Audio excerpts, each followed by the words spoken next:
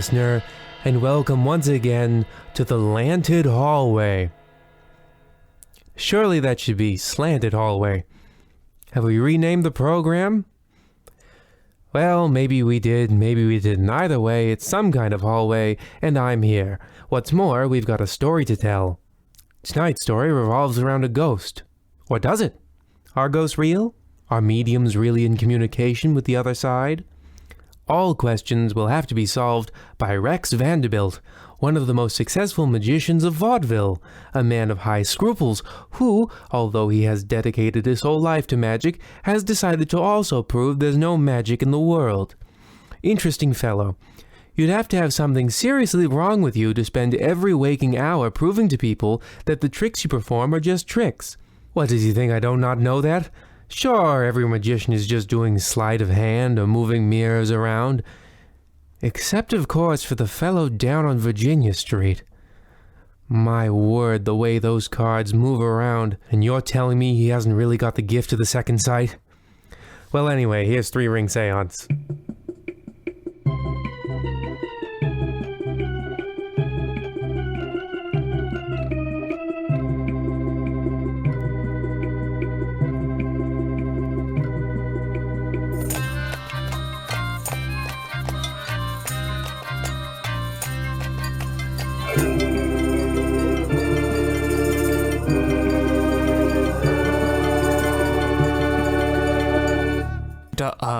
Dr. Brown, the patient is ready? Sehr gut.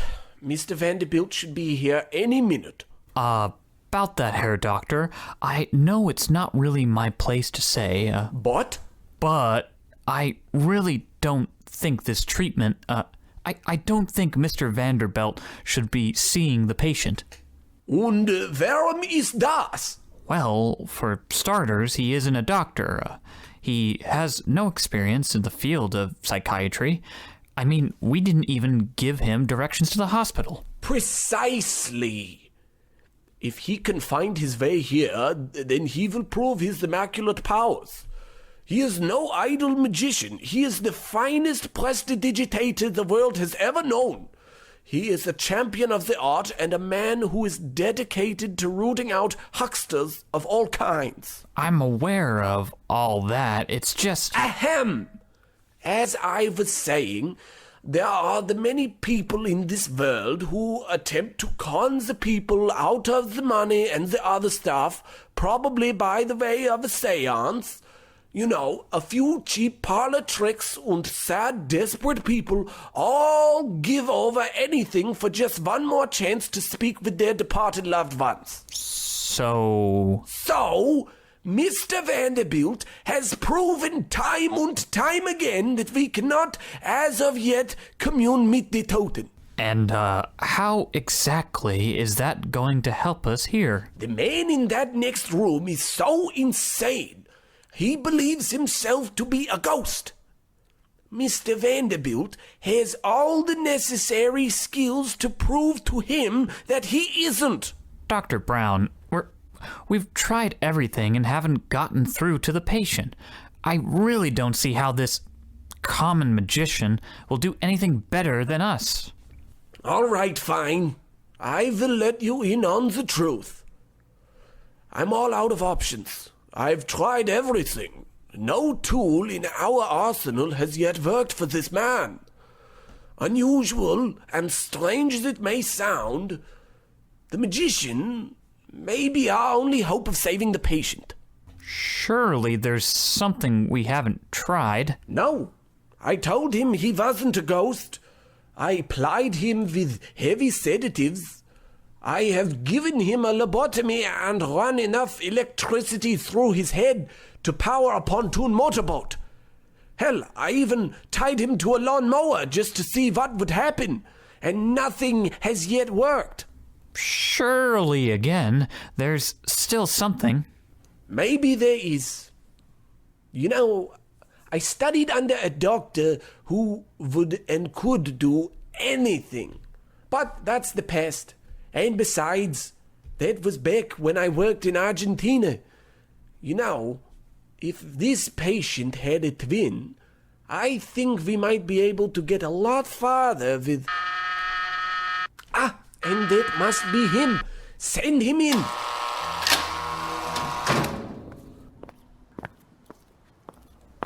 Oh, Dr. Brown, is that you?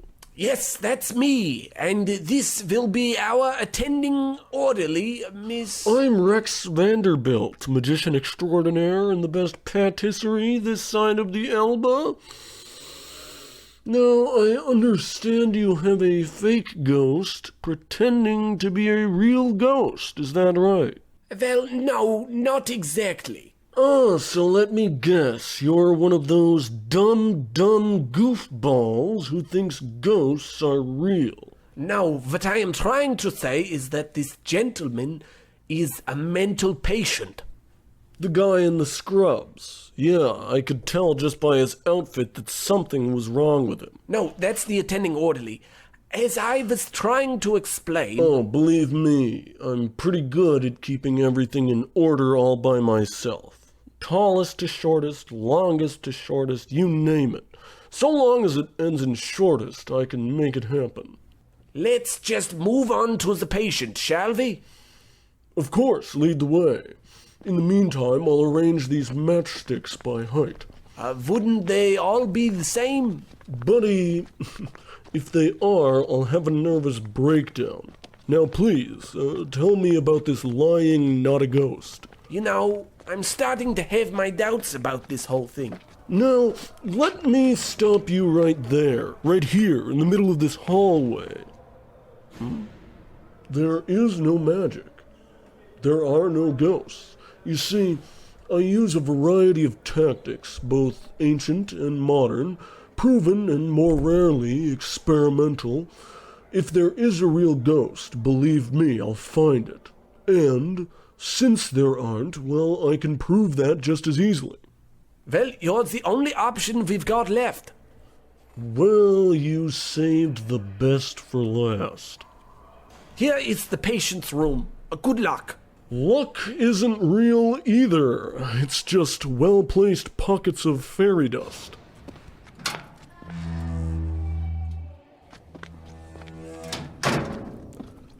Hello? Is there a ghost in here? I am a ghost. Well, then why can I see you? I choose to let you see me. All right, then. How can you be wearing earthly clothing, then? It's ghost clothes. All right. How am I grabbing you right now? You're not. That's just my... Admit you're not a ghost. I am. You are not a ghost. I... You feel that draining out of you? That's life. Ghosts are supposed to be already dead. Another case solved by me, Rex Vanderbilt, magician extraordinaire. Another case of false ghostliness proven to be false by Rex Vanderbilt. Yes, he certainly is incredible, a genius respected by more than just the world of magic, but by the world of psychiatric medicine. In our world, dear listener, I'd imagine a Nobel in a quiet cottage in the country would be awaiting him. Unfortunately for Mr. Vanderbilt, his next escapade will require a flight, direct service, to a ley line on top of a portal directly to the Slanted Hallway. Step right up, folks. Step right up. Yes, yes, yes. All you've heard is true. Just through this opening in this very canvas tent is a portal to another dimension. Enter through this flap and gaze directly into Tartarus, the underworld, Hades in all its foul, livid glory. How? How, I hear you asking? That's correct. Good. I lost most of my hearing during the war. Why, it's easy. Through the wondrous power of the night-walking lady of the night herself, Madame Pontifex, the greatest clairvoyant, living or dead. Well, how can you be sure of that? She asked, and the dead said she was. How much does this cost, I hear you asking? No, I haven't said that yet. Then surely, sir, surely, I have the gift of the second sight as well. Step right up, folks, and witness the greatest carnival barker / fortune teller in the world, that's me, just outside this very tent flop. Oh, well, this is ridiculous. Ridiculously affordable. Just $15 for a clairvoyant the Cleveland Times called passable, and a barker whose father called him unremarkable. $15? How in the world are they getting away with these prices? Please, sir, just go in and see. I've never had to talk to anyone this long before, and I'm starting to have a panic attack. I haven't felt this desperate to be away from the world since I was pinned down and chosen. Here, take it. Well, let's see what $15 can buy these days. Ah, I see you finally arrived. Yes, very mystical. I suppose the ghouls from the netherworld told you I was coming, is that it? I've had no contact with the Dutch. The spirits foretold your coming, Marcus Bromley. I doubt you'd know who I was if I hadn't just left the name tag convention. Just make the table float and tell me I've got a sweetheart back in Basking Ridge and I'll be on my way. If you would like your future foretold, or your loved ones brought back, I'm afraid you'll have to wait for the show. Oh, so your powers only work if there's a crowd. Mr. Bromley, when you are given great power, you must use it sparingly. And since you've come here to investigate me, it is only natural that I'd expect you to pay. What do you mean when you say investigate? You're a spy! Come to find some proof that I'm a fraud! Well, you're going to have to wait until tomorrow. Tonight's performance is sold out. Well, what? How could you possibly know I'm a spy? I'm a psychic. Now get out and take your hidden camera with you. You can see that? You hid it by hanging it around your neck.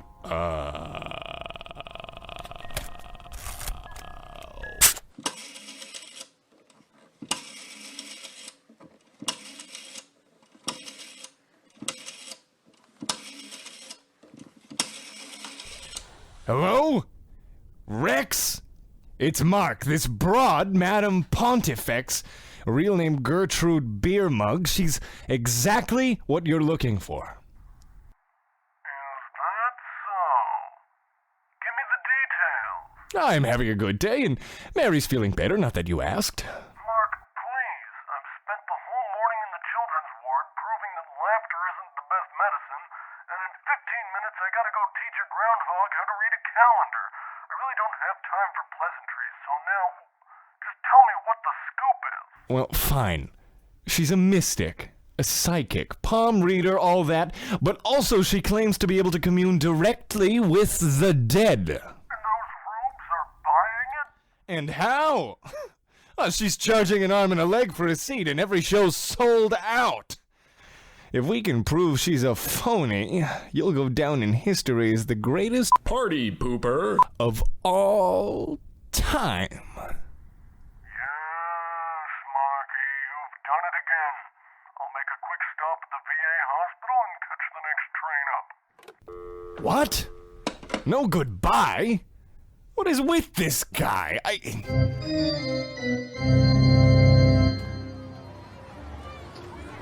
No. You see, the ball isn't under any of the cups. He simply pocketed it while he was moving them around. Oh, come on.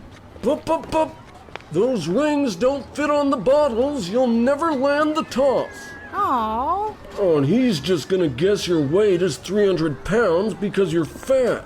Man, that guy sucks. Rex, about time you showed up. Sorry, I saw a lot of people enjoying themselves in a way I don't necessarily approve of. Now, did you get the tickets? Yeah, we're all set for tonight's show. Good. Now, what exactly does she do at one of these anyway? Classic stuff, like I said. But here's a full program for tonight. Oh, grand. Let's see here. Madam Pontifex, from the people who brought you the coffin telegram. Wow, those fraudsters sure have got a type. She looks just like the model they got for their cemetery phone service. A dead ringer. The dead ringer. Anyway, being associated with those clowns should be proof enough. Hey man, Gonzo's been doing well this season, and Honky's juggling is really coming along. Everyone knows juggling is just throwing. I proved it. Now, if you'll allow me, I'd like to discuss the program. First thing up, she's gonna do a psychic reading of some envelopes. A classic one ahead. Yeah, I know. I'm the skeptic or whatever. Then she's gonna do some faith healing. By the way, did you bring the x-ray? No, but a corner friend of mine will be able to prove what killed them. Well, fine, that'll work well enough. Now, her final act. Am I reading that right? To left? No, you should be reading left to right. I know it's hard because these pamphlets are printed on Japanese cardstock, but... No, I mean, look here at the final act. Bending spoons? Yeah, okay, I was reading that correctly. What's wrong with that? Well, it's fairly anticlimactic, if you ask me. Well, have you ever seen her bend spoons before? No, I haven't, but... Well, imagine taking a spoon and turning it into the shape of, I don't know, a dog or something like that. And that's what she does? I mean, that could be it. I know as much as you do. Preposterous. No one knows as much as me. I'm the smartest person you've ever met. Of course, sir. Now, if she's really gonna finish off the night with bespoke spoon animals, well, let's just say she's not gonna make it to the spoon bending. Is there such an expression? I'm just saying she's not gonna get to that part of the show. Yeah, it's a lot to fit in an hour and a half. Because we are going to prove she's fake before then. Oh, right, I forgot.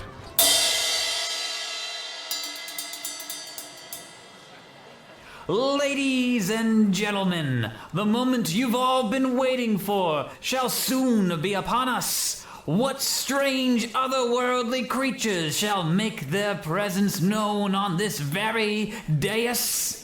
What mystical, forgotten lore shall be unearthed? Questions that only be answered by one person. She who existed neither in this world or the next. The dweller of the bridge. The ferryman of the damned. The one, the only, Madam Pontifex. Well, here's the thing.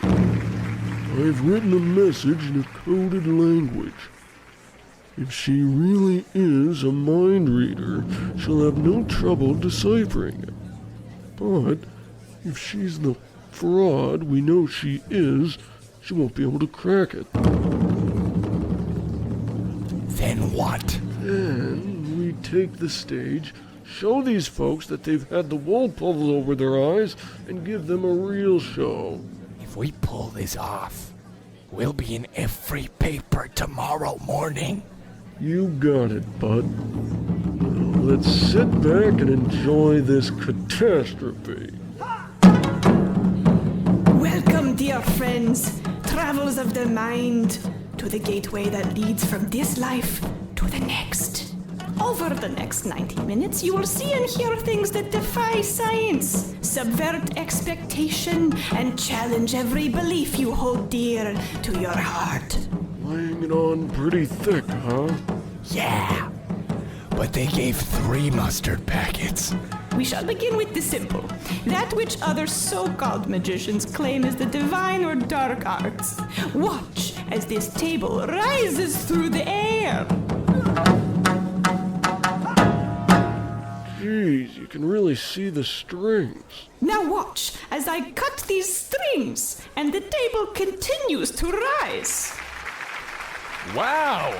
That's crazy! Are you seeing this? Are you seeing this? Are you seeing this? Yeah, I'm seeing it. Nothing new, really.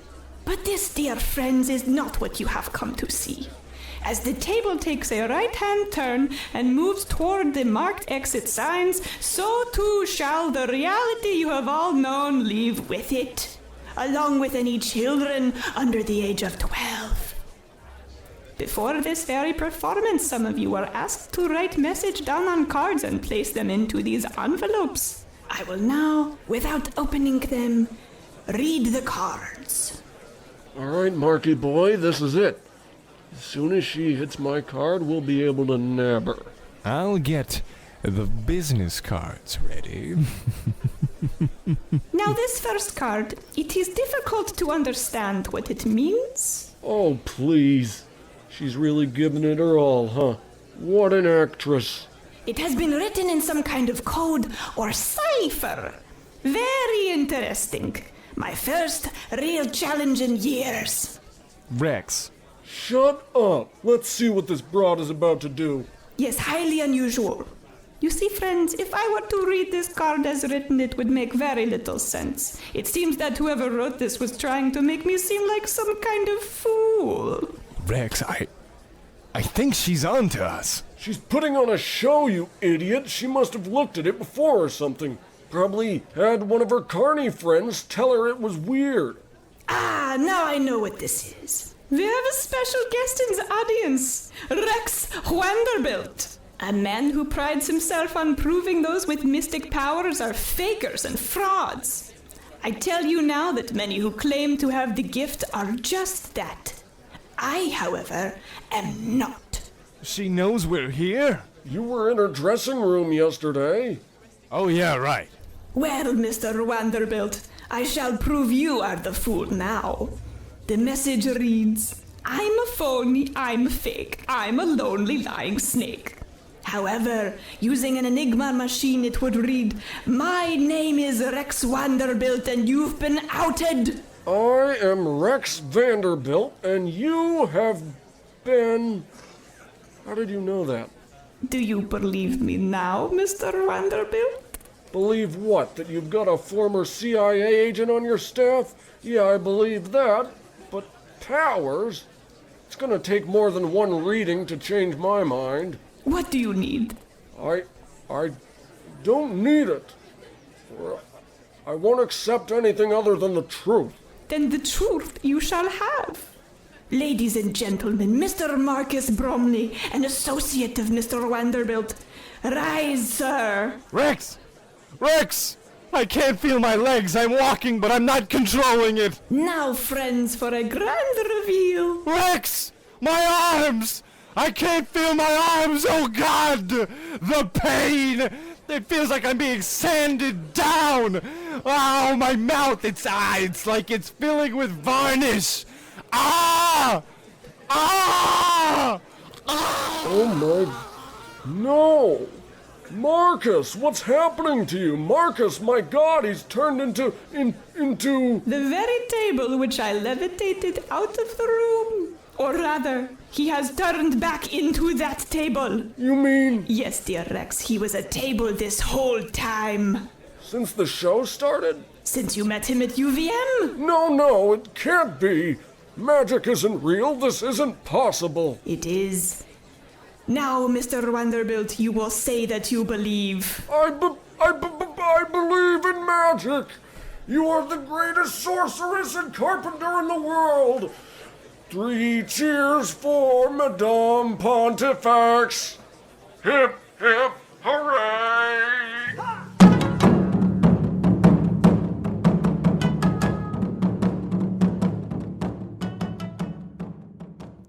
Well, there you have it, a classic tale of slanted horror, wherein a person who believed the world worked one way was shown that the world is not what they thought at first the world was.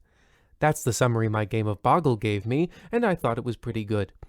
Tune in next week, dear listeners, where a fire at a carnival releases all the freaks. The city of Hoboken is terrorized by bearded women, Polynesian mermaids, and most frightfully of all, overpriced fried dough. But that will have to wait until next week. Good night.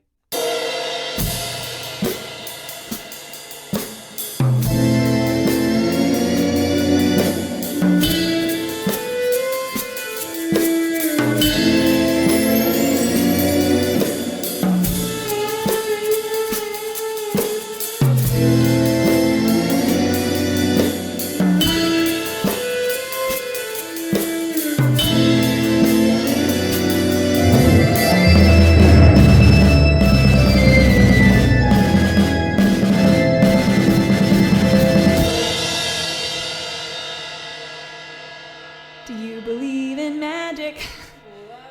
All right. That's it. Yeah, I think it's it.